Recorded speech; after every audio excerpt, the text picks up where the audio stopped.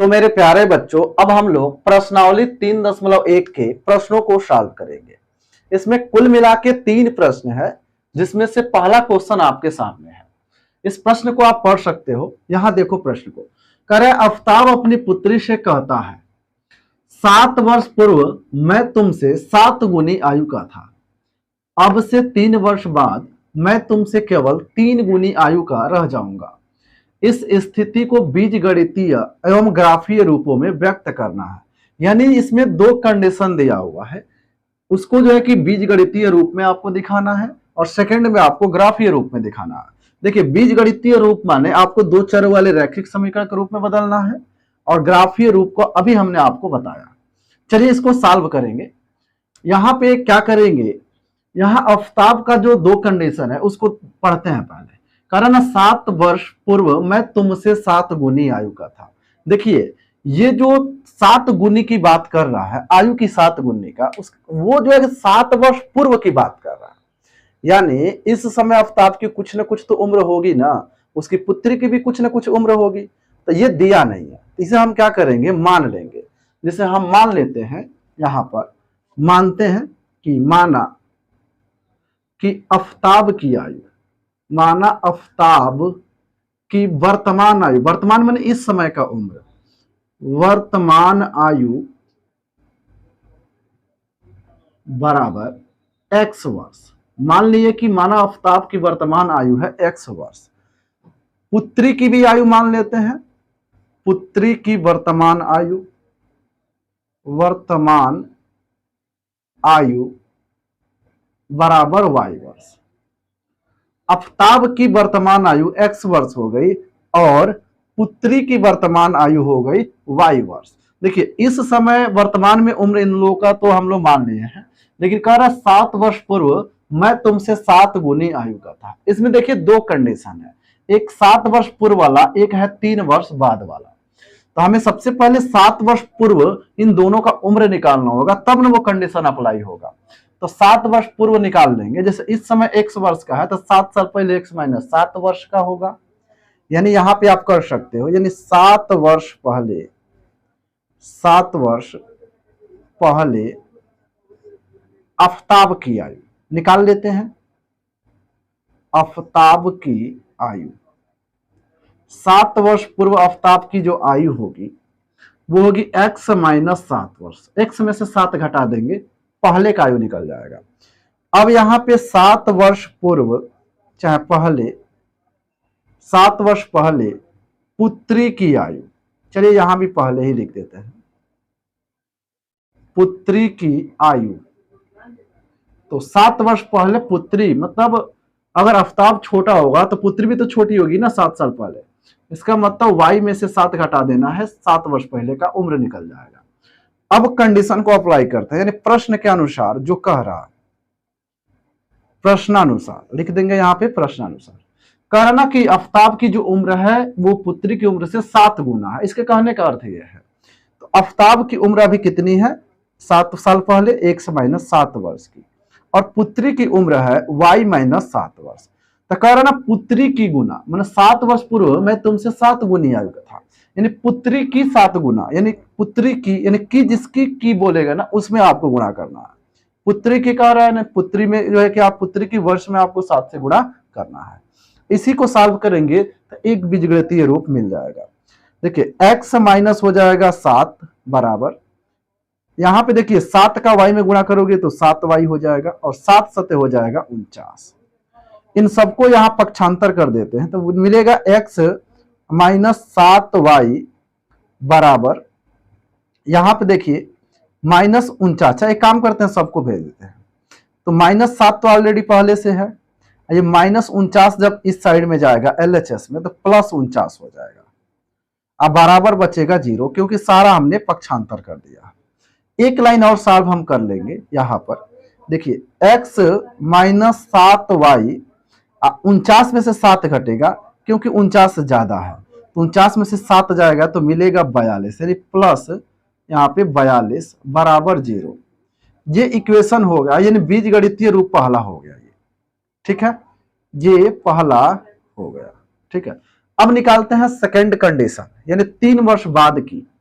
तो 3 वर्ष बाद क्या कंडीशन कर रहा, देख लीजिए। 3 वर्ष बाद मैं तुमसे केवल 3 गुनी आयु का था, यानी हम निकालेंगे 3 वर्ष बाद आफ्ताब की आयु। इस समय कितना है, 100 वर्ष है। तो 3 वर्ष बाद, 3 वर्ष बाद आफ्ताब की आयु, आफ्ताब की आयु बराबर x प्लस 3। फिर निकालेंगे 3 वर्ष बाद पुत्री की आयु, पुत्री की आयु बराबर हो जाएगा x, सॉरी x कह रहा है, y प्लस 3। चलिए अब प्रश्नानुसार फिर इसको कंडीशन मतलब जो दिया हुआ है उसको अप्लाई करेंगे। प्रश्नानुसार क्या कह रहा है, तो 3 गुना इस बार कह रहा है, यानी जो आफ्ताब की उम्र है 3 वर्ष बाद की वो x प्लस 3 है, और जो पुत्री की उम्र है वो y प्लस 3 है। इसी का कह रहा है 3 गुना, तो ये 3 गुना हो गया। अब देखिए क्या मिलेगा, तो ये मिलेगा x, यहाँ पे पहले एक बार सॉल्व कर लेते हैं। 3 का y में गुणा करेंगे 3y, फिर 3 का अंदर लेके जाएंगे, 3 3 का 9 हो जाएगा। 3y का पक्षांतर करेंगे तो x प्लस 3y, प्लस 3 तो ऑलरेडी पहले से है, 9 का भी पक्षांतर कर ले तो -9 हो जाएगा। सारा पक्षांतर हो गया तो बराबर 0 बचेगा। यहां देखिए होगा x प्लस 3y, और 9 में से जो है कि 3 घटेगा तो मिलेगा -6 बराबर 0। ये मिल गया दूसरा इक्वेशन, यानी ये समीकरण नंबर, इसको 1 आप बना सकते हो, इसको आप समीकरण नंबर 2 बना देना। यानी समीकरण 1 तथा समीकरण 2 इस प्रश्न का बीजगणितीय रूप है, ठीक है ना। ये पहला आंसर आपको मिल गया है, ये वाला।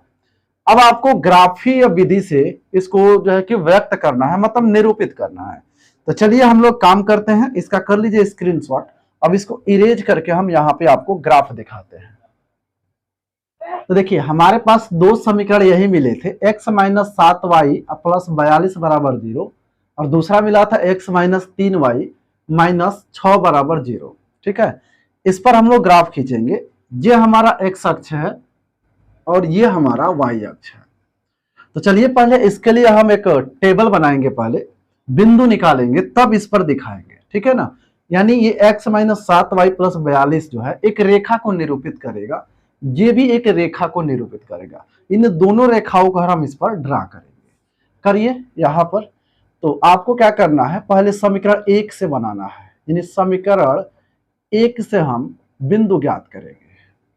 तो समीकरण 1 से क्या करते हैं, इस समीकरण को उतार लेते हैं, यानी x माइनस 7y, इस 42 का पक्षांतर कर लेते हैं, तो यहां से चाहे भी रहने देते हैं, प्लस 42 बराबर 0, पहले उतारते हैं।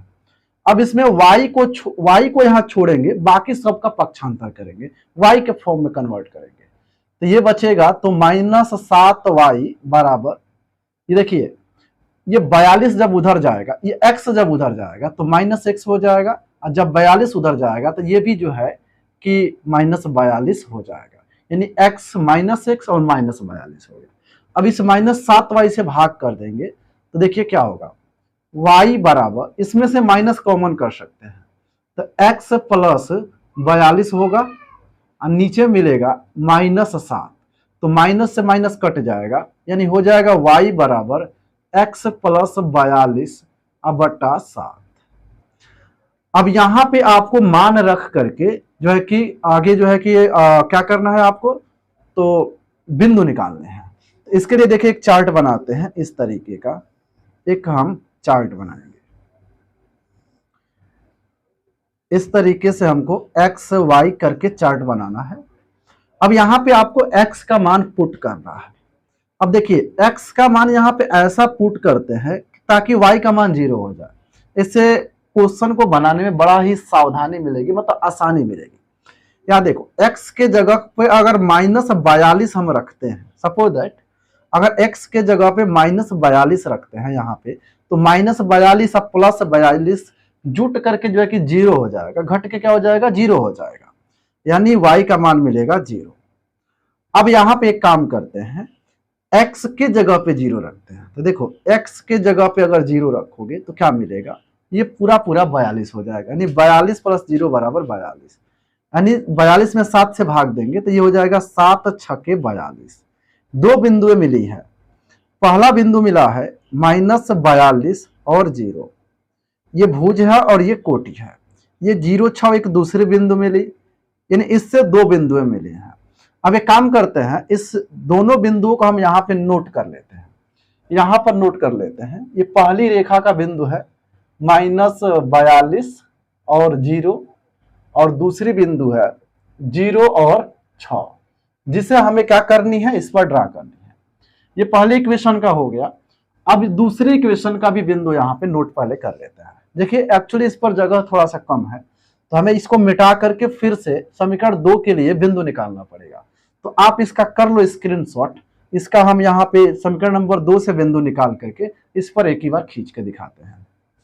अब देखो बाबू, यहाँ पे क्या करेंगे, समीकरण 2 से यहाँ लिखेंगे समीकरण 2 से। समीकरण 1 से तो अभी निकाले हम लोग, अब समीकरण 2 से निकाले, 1 से यहाँ पे निकाले हैं, समीकरण 2 से निकालेंगे तो फिर वही लिखेंगे समीकरण पहले, x - 3y - 6 बराबर 0, इस तरीके से लिख लेंगे। अब यहाँ एक काम करो, इस बार भी y वाले को इधर रखो और x को और 6 को उधर ट्रांसफर करो। x उधर जाएगा तो -x हो जाएगा, और -6 उधर जाएगा तो +6 हो जाएगा। -3 को जब भाग में लेके जाएंगे तो देखिए क्या मिलेगा, पहले इसमें से माइनस कॉमन कर लो ताकि x प्लस में हो जाए, तो ये हो जाएगा x -6 अब बटा ये हो जाएगा -3, माइनस से माइनस ये डिवाइड हो जाएगा, मिलेगा y बराबर x -6/3, ये मिल गया। यहाँ पे एक चार्ट बनाइए आप, तो देखिए क्या मिलेगा, यहाँ पे मिलता है, पहले बना लेते हैं तब ना मिलेगा, x और y, x का मान आपको रखना है, y का मान ऑटोमेटिक निकलेगा। तो x का मान अगर 6 रखते हैं, देखो यहाँ पे x का मान अगर 6 रखते हैं तो 6 में से 6 गया 0, और 0 में 3 से भाग दोगे तो 0, यानी x का मान 6 रखने पर y का मान 0 आ रहा है। अगर x का मान हम 0 रखते हैं, यहाँ पर अगर x का मान 0 रखते हैं तो देखिए y का मान क्या मिलेगा, यानी 6 -6 हो जाएगा, 0 - 6 बराबर -6, -6 में 3 से भाग दोगे तो मिलेगा -2, यानी y का मान मिल रहा है -2, यहाँ पर मिल रहा है। ठीक है, तो यहाँ पे देखिए दो बिंदुएं मिली, पहला बिंदु मिला 6 0 और दूसरा मिला 0 -2, इस दोनों बिंदु को भी वहां पे खींच लेते हैं, यानी एक बिंदु मिला 6 0 और दूसरा बिंदु मिला 0 -2, इन्हीं दोनों, यानी इन्हीं दोनों रेखाओं का, एक पहली रेखा का ये दूसरी रेखा का, इन बिंदुओं को हम इस पर दिखाएंगे और इसको ड्रा करेंगे। तो पहले हम एक काम करते हैं, इसको आप कर लीजिए नोट, इसको हम मिटा करके यहाँ पे आपको बताते हैं। ये ग्राफ अब बन गया है। अब देखिए इसमें हमने 6 के अंतराल में जो है कि इसको बांट दिया है, क्योंकि -42 तक जाना है हमें, तो 6 के अंतराल में बांटेंगे, 1 2 बांटेंगे तो पता चलेगा कि इसका 4 गुना बोर्ड लेके आना पड़ेगा। चलिए उतना करने की आवश्यकता नहीं, इस तरीके से आपको एडजस्ट करना है जितनी आपके पास जगह है। अब देखिए सबसे पहले इस बिंदु को देखते हैं, -42 और 0, देखिए x, ये जो -42 वो x का मान है और जो 0 है वो y का मान है। तो x का मान x एक्सिस पर आता है, y का मान y एक्सिस पर आता है। तो x का मान जो है कि -42 यहाँ पे है, आप देख सकते हो, यानी पहले आपको -42 पे आना है, फिर y का मतलब 0 कदम जाना है। तो 0 कदम मतलब यही ना हुआ, देखिए y का मान 0 मतलब है ही नहीं, यानी y पर कोई मूवमेंट नहीं है, y पर मान ही नहीं है, सिर्फ किस पर है, तो x पर है। तो ये बिंदु 1 हो जाएगा। ठीक है, आप लोगों को पता है कि दो बिंदुओं से एक रेखा खींची जाती है, तो दूसरी बिंदु यहाँ पे है 0 और 6, x का मान 0 है, मतलब इस पर नहीं है, y पर सिर्फ है। तो y पर कहाँ है बाबू, तो यहाँ देखो यहीं पे है 6, यानी ये हो गया कौन सा बिंदु, तो ये हो गया 0 और 6, और ये हो गया -42 और 0, दो बिंदुएं हो गए। इस दो बिंदुओं से होती हुई एक रेखा हम खींच देंगे। ठीक है, चलिए हम यहाँ पे आपको खींच के दिखाते हैं। यहाँ पे हमने स्केल बनाया है आप लोगों के लिए, चलिए यहाँ पे हम खींच देते हैं, इस तरीके से आपको रखना है और खींच देना है।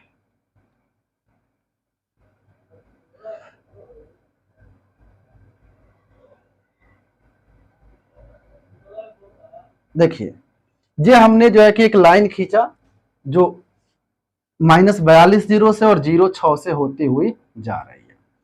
दूसरी भी रेखा में खींचनी है, ये वाला नीचे वाला। देखिए इसमें क्या कह रहा है, 6 जीरो, x का मान 6 है लेकिन y का मान नहीं है, तो x का मान 6 यहां पर है, तो ये बिंदु हो गया। दूसरी बिंदु है 0-2। 0-2 कहां पे होगा, तो एक बात देखो, यहां से यहां तक तो 6 है, यही ना माइनस वाला है, यानी y का मान लिखना देखना है तो नीचे देखेंगे, माइनस वाला मान नीचे होता है y पर। तो देखो यहां पर तो मान लो 3 होगा बीचों बीच में, तो 2 यहीं पर न होगा, कहने का अर्थ है इसी के करीब में होगा। तो मान लेते हैं कि यहां पर जो है कि 0-2 है, क्या है, 0-2 है। तो इसको हम मिलाएंगे तो ये वाला रेखा मिल जाएगा। तो चलिए हम इसको मिला देते हैं, तो यहां से मिला देंगे हम लोग।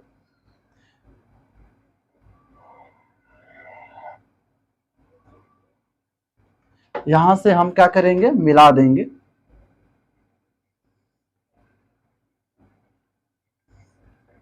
ये थोड़ा सा टेढ़ा हो जा रहा है, इसीलिए हम यहाँ पे स्केल का इस्तेमाल कर रहे थे। चलिए ये लगभग सीधा हो गया है। ये दो रेखाएं हैं, यहाँ पे आप देख सकते हो इस जगह पे क्या कर रही हैं कि ये दोनों रेखाएं प्रतिच्छेद कर रही हैं। तो ये जो है कि ये पहले क्वेश्चन का ये ग्राफीय निरूपण हो गया। ये बिंदु हम यहाँ पे लिख देते हैं, ये 6 जीरो है और ये 0-2 है, 0-2 है। ये हो गया इसका ग्राफीय निरूपण। अब हम इसके बाद इसका जो दूसरा प्रश्न है वो भी एक शानदार क्वेश्चन है, उसको करते हैं। दूसरा प्रश्न क्या कह रहा है, कह रहा 2 केजी सेब और 1 केजी अंगूर का मूल्य किसी दिन 160 रुपया था। एक महीने बाद 4 केजी सेब और 2 केजी अंगूर का मूल्य 300 रुपया हो जाता है। इस स्थिति को बीजगणितीय तथा ज्यामितीय रूपों में व्यक्त करना है। इसमें भी आपको बीजगणित और ज्यामिति के रूप में व्यक्त करना है। देखिए यहाँ पे कह रहा ना कि किसी दिन, यानी 2 केजी सेब और 1 केजी अंगूर का दाम जो है क्या था, किसी दिन जो है कि 160 रुपया था। आप लोग कमेंट करके बताओ कि आपके यहाँ अंगूर का मूल्य कितना रुपया अभी चल रहा है। यहाँ देखते हैं, यहाँ पे कह रहा है ना 2 केजी और 1 केजी, यानी सबसे पहले हमें ये पता करना होगा कि 1 केजी सेब का दाम कितना है और 1 केजी अंगूर का दाम कितना है। 1 केजी सेब और 1 केजी अंगूर का दाम पता चल जाए तो हम क्या कर सकते हैं कि इसको बीजगणितीय रूप में आसानी से व्यक्त कर सकते हैं। तो सबसे पहले आपको क्या करना होगा, यह पता करना होगा कि 1 केजी सेब का दाम कितना है। तो मान लेते हैं, हम लिखते हैं यहां पर, माना 1 केजी सेब का दाम, 1 केजी सेब का मूल्य लिख सकते हो, मूल्य दिया है तो मूल्य ही लिख लो।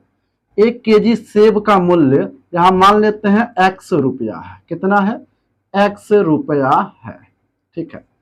अब यहां पे 1 केजी अंगूर का मूल्य मांग लेते हैं। 1 केजी अंगूर का मूल्य यहां पे मान लेते हैं कि y रुपया है।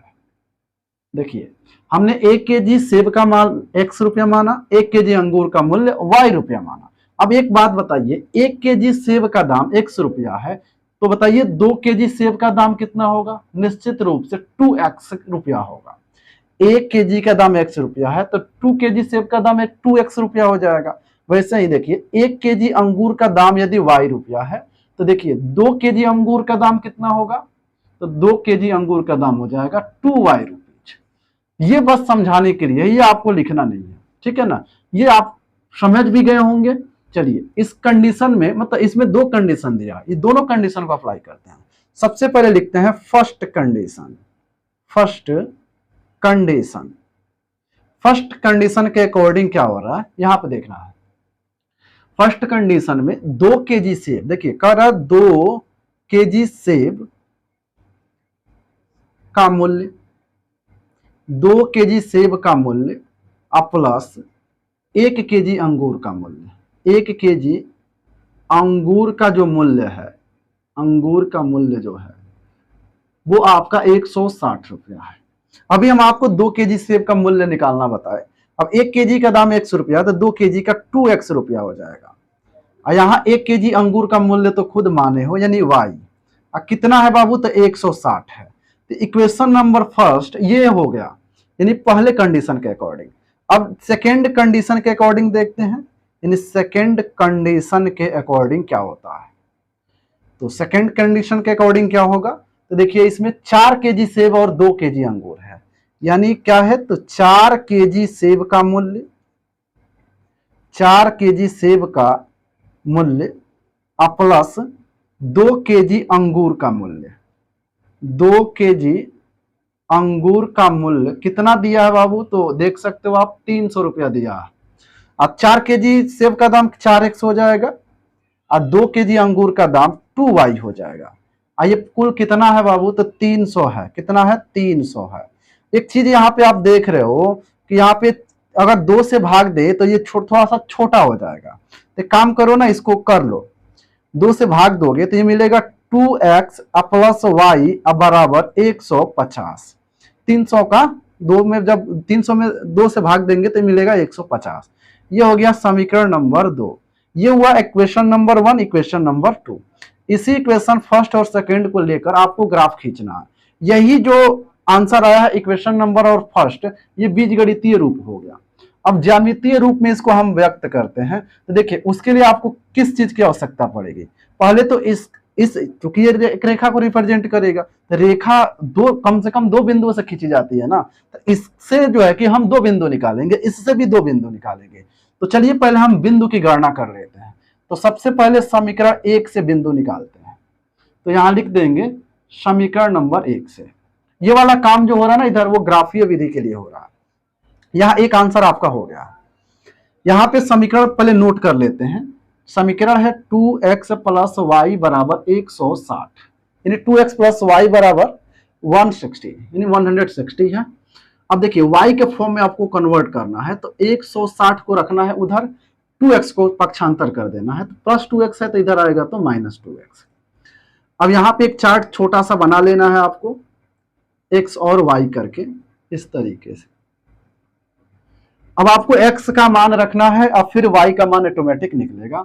तो यहाँ पे आप x का मान रखो, ऐसा मान रखो जैसे कि y का मान 0 हो जाए। तो निश्चित रूप से x का मान अगर हम 80 रखें, यहाँ पर 80 रखें, तो 80 दूना 160 हो जाएगा। इन x के जगह पर हम 80 रखते हैं तो 160 हो जाता है, 160 में से 160 गया 0, यानी x का मान 80 रखने पर y का मान 0 आ जाएगा। x का मान अगर हम 0 यहाँ पर रखते हैं तो 160 में से 0 घटेगा, क्योंकि 0 का 2 में गुणा करोगे तो 0 ही होगा। तो 160 में से 0 गया 160।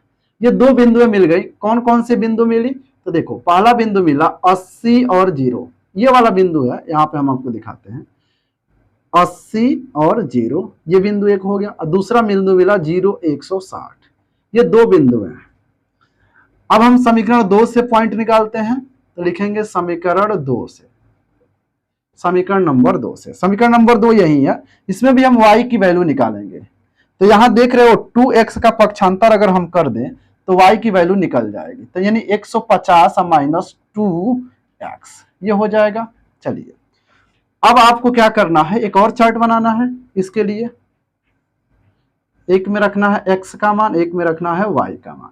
अब बताओ यहाँ x का मान, पहले हम एक काम करते हैं 0 ही रख देते हैं, क्या दिक्कत है। x के जगह पे 0 अगर रखते हैं तो y का वैल्यू देखिए क्या निकलेगा। 0 यहाँ रखोगे तो पूरा 0 हो जाएगा, 150 में से जो है कि 0 घटेगा तो 150 ही होगा। अब यहाँ पे आपको ऐसी संख्या अपने मन से रखनी है जिसको सॉल्व करने पे क्या हो जाए, आपका काम हो जाए। यानी कहने का मतलब अगर y का मान आपको 0 लाना है तो यहाँ पे आपको जो है कि क्या रखना होगा, ऐसा मान रखना होगा ताकि 150 हो जाए। तो एक बात बताओ बाबू, 75 दूना कितना होता है, 150 होता है ना। तो x के जगह पे अगर 75 आप रखते हो तो 150 हो जाएगा। यहाँ पे अगर x के जगह 75 रखोगे तो 75 दूना 150, 150 में से 150 गया 0। इस तरीके से आप क्या कर सकते हो, सॉल्व कर सकते हो।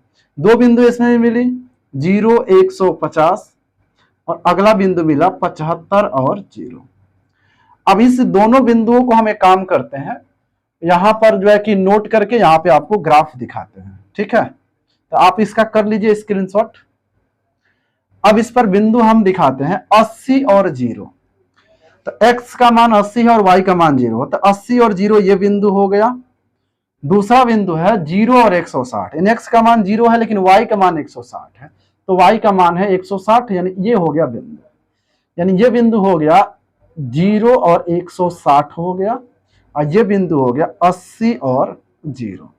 इस दोनों बिंदुओं को हम खींच करके एक रेखा बना लेते हैं। तो चलिए, हमारे पास ये हथियार आ चुका है, इसको खींचते हैं इससे। तो देखो बाबू, ऐसे इसको खींचना है। देखिए, ये रेखा खींचा गया, ठीक है। अब थोड़ी देर के लिए हथियार को रख देते हैं। एक रेखा हो गया, इसका नाम क्या बाबू? तो यही समीकरण है, 2x + y बराबर 160। इस रेखा के लिए हम समीकरण मतलब रेखा खींचते हैं। तो देखो, पहला है 0 150। तो 0 150 मतलब ये हुआ कि ये y पर है, x पर नहीं है। तो y पर 0 150 कहाँ है बाबू? यही ना 150 होगा, इस जगह पर, इस जगह पे होगा 150, ठीक है। अब एक काम करेंगे, और यहाँ पे देखो 75 और 0 कहाँ है? तो 75 निश्चित रूप से यहाँ पे कहाँ होगा? तो 70 और 80 के बीच, 60 और 80 के बीच में 70 होगा। 70 से थोड़ा सा इधर होगा 75, यानी यहाँ पर हो सकता है, यहाँ पे 75 हो सकता है, ठीक है। मान लेते हैं यहाँ पर 75 है। इसको हम खींच देते हैं, मतलब मिला देते हैं। तो देखिए क्या मिलेगा, यहां से मिलेगा, यहां से मिला देते हैं।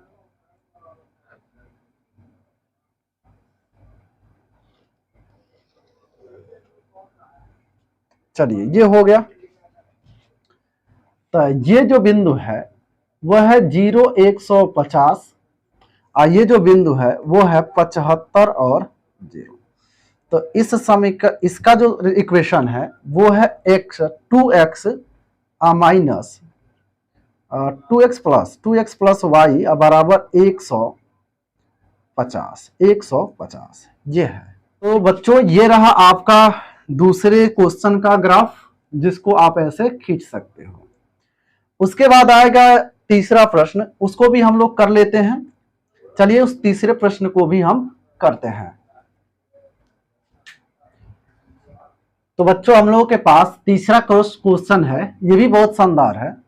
यहाँ पे देखो, कह रहा है क्रिकेट टीम के एक कोच ने 3900 रुपए में 3 बल्ले तथा 6 गेंदे खरीदी।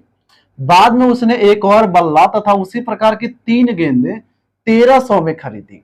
इस स्थिति को बीजगणितीय तथा ज्यामितीय रूपों में व्यक्त कीजिए। देखिए, ये प्रश्न उसी के जैसा है जैसे अंगूर और सेब वाला जैसे क्वेश्चन था।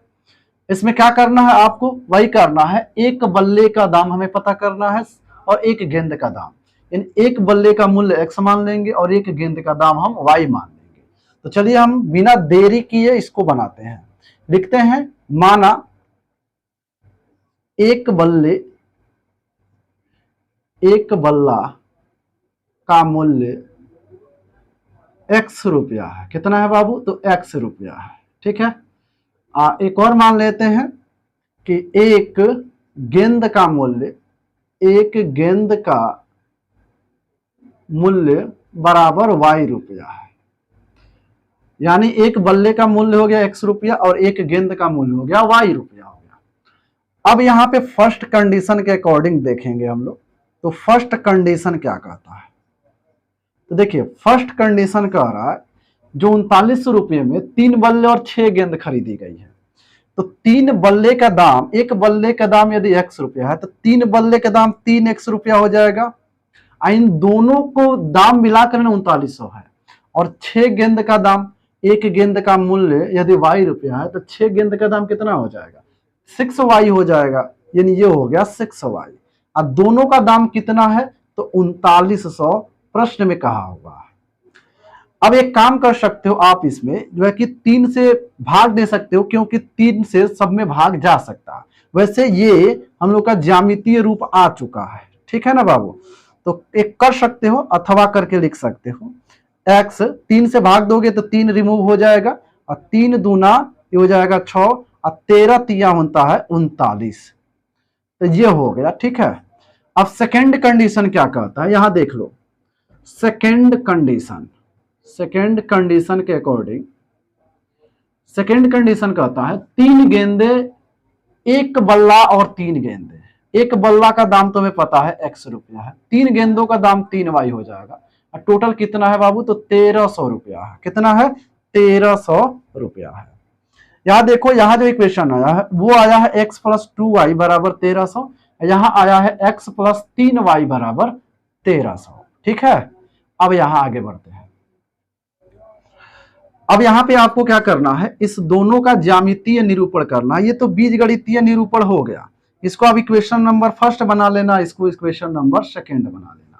उसके बाद आपको क्या करना है कि पॉइंट निकालना है। पॉइंट निकल जाएगा तो फिर आपको जो है कि ज्योमेट्रिकल शेप देना है, यानी ज्यामितीय निरूपण कर रहा है। अभी हमने आपको 2 क्वेश्चनों का ज्यामितीय निरूपण दिखाया। अब आपको इसका क्या करना है कि घर पे प्रयास करना है कि इसका ज्यामितीय निरूपण कैसे करेंगे। जब इसका ज्यामितीय रूप आप निकालोगे तो थोड़ी सी परेशानी आएगी। अगर इस दोनों क्वेश्चन को आप अच्छे से देखे होंगे, पढ़े होंगे, तो कोई परेशानी नहीं आएगी। अगर कोई दिक्कत होता है तो कमेंट ऑफ कीजिए, हम आपको जो है कि फिर से जो है कि इसका एक ग्राफ आपको बना के दिखाएंगे। तो आई होप कि आपको ये आज का जो लेक्चर जो है, आज की जो पढ़ाई है वो समझ में आई होगी। इसके बाद हम लोग जस्ट 3.2 के प्रश्नों को सॉल्व करेंगे और इसके साथ जो भी सिद्धांत प्रयोग में आएगा उसको भी पढ़ेंगे। ठीक है, तो चलिए अब हम मिलते हैं अगले क्लास में। Thank you.